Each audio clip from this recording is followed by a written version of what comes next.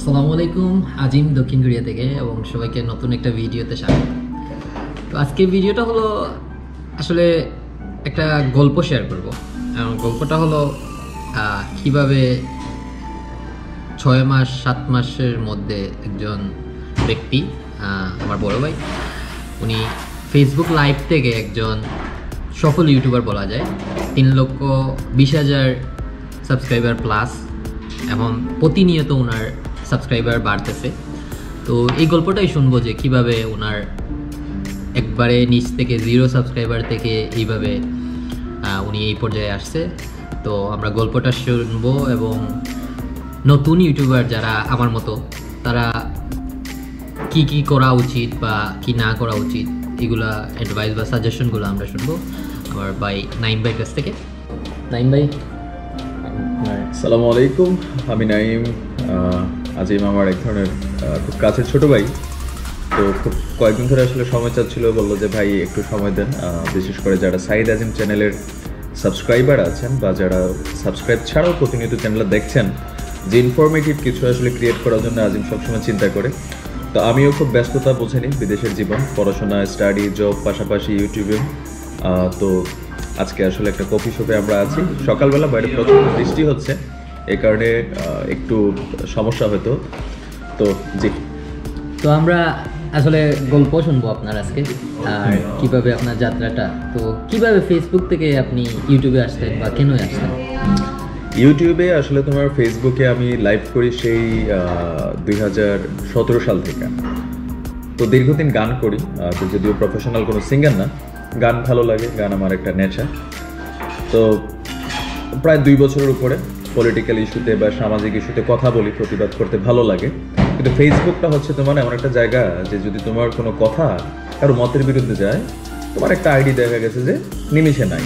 যেমন আমার সেই 10 বছর আগে ফেসবুকের প্রথম আইডি নাই করে দিল হ্যাকাররা বা যারাই আছে, টানা 3-4টা আইডি নাই হইলো। বাট এই যে প্রতিবাদী কথা বলার যে অভ্যাসটা, সেটা একটা সময় আমি বন্ধ করে দিলাম, বাট আসলে কমফোর্ট ফিল হচ্ছিল না। তো পরে আমার এক পরিচিত বোন, ও তোমার ইউএসএতে থাকে, প্রিসিলা। তো সে আসলে আমার সাথে কমিউনিকেশন করলো, বললো যে ভাইয়া তুমি ইউটিউবে আসো। তো আমি ভাবলাম যে ইউটিউব আসলে এত বড় একটা প্ল্যাটফর্ম, আমি ইউটিউবে যে কেমনি কী করবো কিছুই জানি না, একদম এটুজেন আমার কিছুই নাই। একটা ইউটিউব আইডি যে কীভাবে করলে সেটাও জানি না। বেসিক্যালি আমার আইডি ছিল, কারণ এটা তো জিমেলের উপর বেসিস। তো ভাবলাম যে ঠিক আছে, তারা যথেষ্ট আমার এনকারেজ করলো যে ভাই আসেন। তো কী নিয়ে আসবো, আসলে ইউটিউব একটা বিশাল প্ল্যাটফর্ম। তো তারা আমার সাজেস্ট করলো যে ভাই আপনি তো ফেসবুকে গান করেন, আসলে আসিফ ভাইয়ের কপি করি আমি। তো আমি আসিফ ভাইয়ের গান নিয়েই আসলে প্রথমে আমার ইউটিউবের যাত্রা। সেটা হচ্ছে তোমার একদম স্টার্টিংটা ছিল 2018 মেবি ডিসেম্বরে, যে আমি ছোট ছোট পায়ে মাত্র কদম নেওয়া শুরু করলাম ইউটিউবে। আমার প্রথম আপলোড করা ভিডিও মেবি আসিফ ভাইয়ের একটা গান খালি গলায় ছিল। এইভাবে তোমার আসলে ইউটিউবে আমার মানে এই পথ চলার শুরুটা আর কি, যাত্রাটা। তো প্রথমে আপনি গান থেকে শুরু করলেন, পরে আপনি এখন নিউজ এবং পলিটিক্স নিয়ে আপনি কন্টেন্ট, সংবাদ বিশ্লেষণ বা সমসাময়িক ইস্যু। তো আপনি কি মনে করেন যে মানে এই যে চেঞ্জ করার পর মানুষ আপনার কিসের জন্য আপনাকে মানুষ গ্রহণ করলো?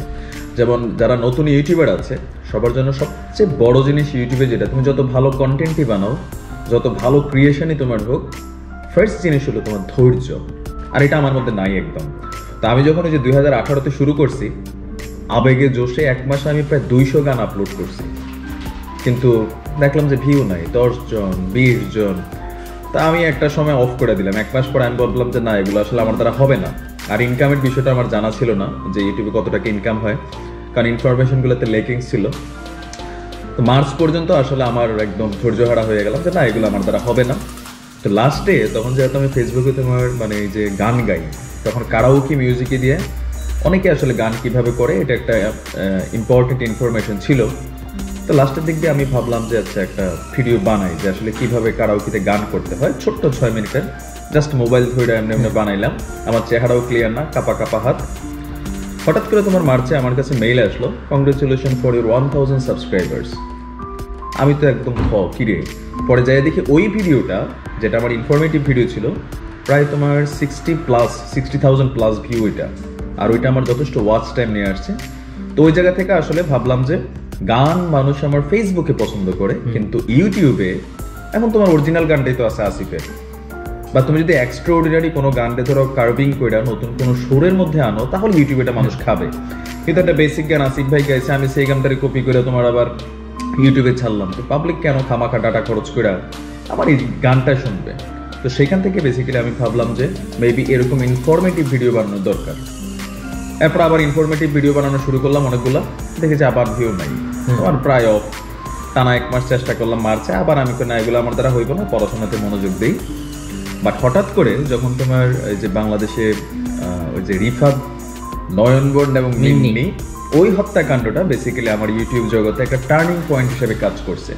আমি ফেসবুকে কয়েকটা কন্টেন্ট আপলোড করছি, তো একটা কন্টেন্ট আমি ইউটিউবে ছাড়লাম, একদিন পরে দেখে 52,000 ভিউ, ওইটা সাবস্ক্রাইবার একদিনে তোমার 2 থেকে 3,000 চলে আসলো। পরের দিন জোশ অনুযায়ী আরেকটা দিলাম, এটা দেখি যে 1 মিলিয়ন প্লাস। তখন আমার বুঝলাম যে মানুষ আমার কাছে, আমি কমেন্টগুলো নিয়মিত পড়তাম, তখন বুঝলাম যে মানুষ আসলে আমার এই যে মানে সংবাদ বিশ্লেষণ বা নিউজ অ্যানালাইসিসটা মানুষ খুব পছন্দ করে।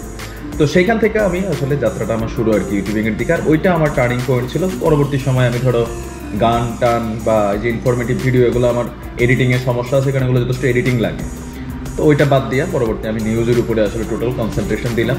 তো আলহামদুলিল্লাহ গত বছর জুলাই থেকে 2019-এর জুলাই তো আজকে হচ্ছে 2020-এর ফেব্রুয়ারি মাস, 3,25,000 সাবস্ক্রাইবার এই মুহূর্তে আমার চ্যানেলে আর্ন করা আছে।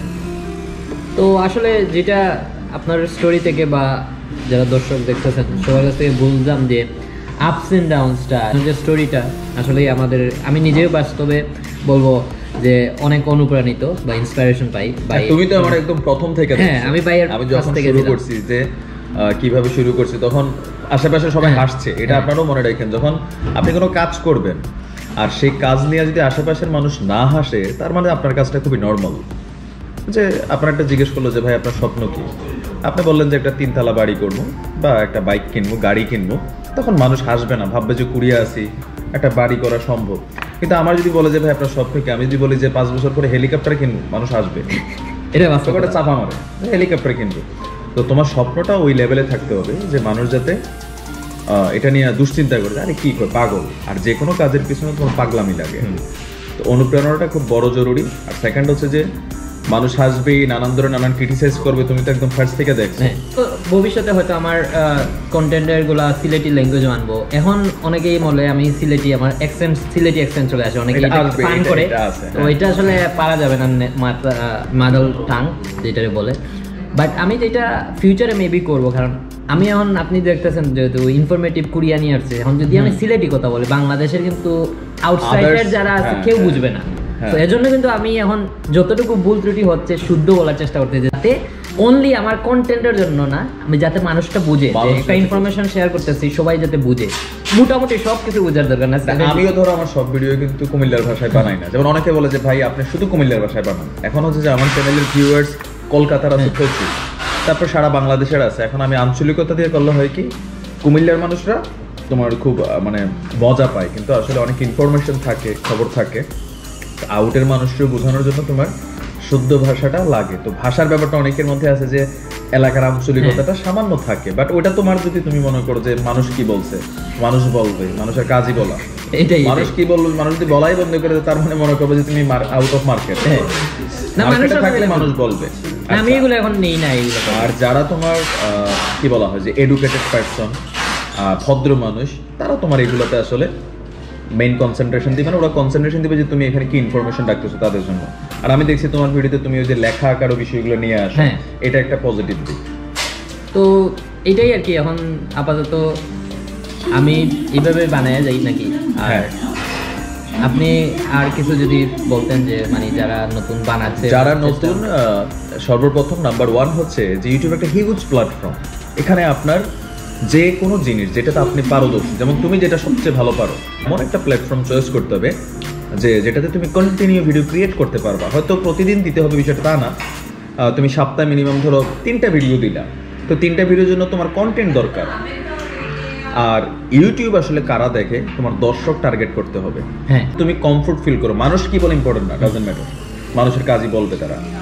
আর সেকেন্ড হচ্ছে যে কোনো একটা ভিডিও আপলোড করার আগে যেমন আমি নিউজ অ্যান্ড পলিটিক্সে যখন ঢুকছি, অসংখ্য চ্যানেল আছে, বড় বড় চ্যানেল, 7 লক্ষ 8 লক্ষ 1 মিলিয়ন সাবস্ক্রাইবার, বাট খবরের ধরো যেই সত্যতা, একটা ভিডিও আসছে তাড়াহুড়া করে আপলোড দিতে হবে তোমার গুগল সার্চ ইঞ্জিনে ফার্স্টে ধরার জন্য। তো সেইখানে যেটা ঝামেলা হয় যে তুমি একটা ইনফরমেশন মানুষকে দিচ্ছ, আজিমের কাছ থেকে একটা মানুষ ভার্সিটির ইনফরমেশন পাচ্ছে, এখন তুমি এখানে ধরো চটকদার মিথ্যা কথা যদি তুমি ঢোকাই দাও, সাধারণ একজন মানুষ সে হতে ভাববে যে না বিষয়টা এরকমই, তো তুমি মানুষের সাথে প্রতারণা করতেছো। আর এটা টুডে টুমোরো তুমি এটা কট খাইবা, আর কট খাইলে মানুষ মনে করবো যে টাউট জানোই। তো এইরকম বিষয়গুলো মাথায় রাখা ইউটিউবিং করা দরকার। আর লাস্ট একটাই কথা, ইউটিউবে হিউজ ইনকাম আছে, আর সাবস্ক্রাইবারের দিকে অনেকের নজর আছে, ওই যে সাবস বাই সাবস যারা করেন। আমি এখানে একটা ইম্পর্টেন্ট ইস্যু, এটা খুবই, তুমি দেখবো যে হঠাৎ করে এখন ইউটিউবে বাঙালি তো আমরা মনে করলে একটা ওয়ে খুঁজে ফেলি যে একজন মানুষ লাইভে আসছে, নিচে বাকিরা যে সাবস বাই সাবস করেন। এই চ্যানেলের দর্শকের মধ্যে তুমি 2-4 জন পাইবা যারা এরে সাবস করছে, তোমার আমি সাবস করছে, তুমি আমার সাবস করছো। এই সাবসরা তোমার চ্যানেলের জন্য ক্ষতিকর, হ্যাঁ অ্যাক্টিভ না।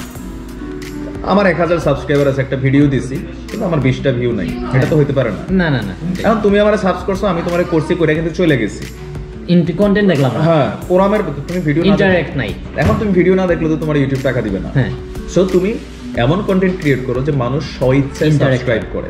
তারপর সেকেন্ড আর একটা বিষয় যে সাবস্ক্রাইব খোঁজার বিষয়টা, যেমন আমি আমার চ্যানেলে নতুনত্ব একটা আনছি যে যদি ভালো লাগে সাবস্ক্রাইব করুন। যেমন তুমি আমরা যখন কোনো চ্যানেল দেখি, ওই যে যিনি আপনার কন্টেন্ট ক্রিয়েটার আছে তার কথাই কিন্তু সাবস্ক্রাইব করি না। যদি আমার কাছে মনে হয় যে চ্যানেলটা ভালো লাগছে বা এখান থেকে আমার ইনফরমেশন নেওয়ার বিষয় আছে বা আমি এন্টারটেইন হচ্ছি, তখন আমি অটো কিন্তু সাবস করি। তার মানে হচ্ছে যে যদি ভালো লাগে সাবস করে, আর ভালো না লাগলে দেখতে থাকুন। এই কথার একটা সাইকোলজি কিন্তু তুমি দেখো, যত অপছন্দের মানুষই হোক তুমি তার কন্টিনিউ দেখো, দেখো যে দেখতে দেখতে একটা সময় তার প্রতি তোমার মাইন্ড চেঞ্জ হয়েছে। কারণ আপনি যখন একজন নতুন ইউটিউবার, হঠাৎ করে আপনি আসছেন, এখানে সবাই আপনার জন্য অপরিচিত, আপনার মানুষ কেন সাবস করবে? সাবস করার দরকার না ভাই, দেখেন দেখতে দেখতে হয় কি একটা সময় এসে আসলে মানুষটার প্রতি ভালো লাগে, কোনো না কোনো একটা ভিডিওতে সে ক্যাচ খাবে। ওইভাবে যে সাবস্ক্রাইবারটা আসবে সে তোমার রেগুলার ভিউয়ার। আর ইউটিউবে সবচেয়ে বেশি জরুরি হচ্ছে ভিউ। এই আর কি সাজেশন যে এভাবে করা। আর সব মিলিয়ে অবশ্যই ধৈর্যের কোনো বিকল্প, কনসিস্টেন্সি। হ্যাঁ ধৈর্য লাগবে, তুমি ফেল করবা, আজকে দাও কালকে দাও পরশু দাও, এমন তো না যে ইউটিউব 6 মাসের মধ্যে চলে যাবে। আমি যেহেতু আপনার কাছ থেকে যা বুঝলাম যে কন্টেন্ট মানুষ কোনটা পছন্দ করে, আমি কোন কন্টেন্ট বানাই ডাজন্ট ম্যাটার। মানুষ আমাকে কোনটা নিচ্ছে। তো আপাতত আমি ইনফরমেটিভ আর লাইফস্টাইল ভিডিও নিয়ে বানাচ্ছি, যেহেতু এখন আমার তো ইউনিভার্সিটিতে জানেন যে টাইম স্কেজুয়াল, ওয়ার্ক প্লাস যারা নতুন আছেন তাদের জন্য একটা এক্সপিরিয়েন্স, আমাদের এই অভিজ্ঞতাগুলো আপনাদের কাজে লাগবে। যে একটা ট্র্যাক সিলেক্ট করে সেই ট্র্যাকের উপর স্টাডি করাটা খুব ইম্পর্টেন্ট। হঠাৎ করেই নতুন একটা কন্টেন্ট বা আইডিয়া চলে আসতে পারে। তুমি ধরো স্টাডি ছাড়া করলে হয় কি, যেমন যে কোনো একটা কাজ গোছালো আয়োজন যেটা হয় আর অগোছালো আয়োজন, দুটোতে পার্থক্য আছে। পরিবেশ তো গোছানো কাজের উপরে তোমার স্টাডি করা লাগে।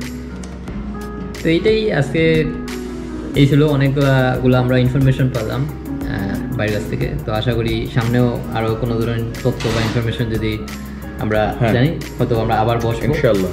আর নাইমের মতোই ভালো লাগলে ভিডিওটা সাবস্ক্রাইব করবেন, আর যদি ভালো না লাগে তাহলে দেখতে থাকুন, দেখতে ভালো লাগা হয়ে যাবে ইনশাআল্লাহ। আসসালামু আলাইকুম, ভালো থাকুন। জি।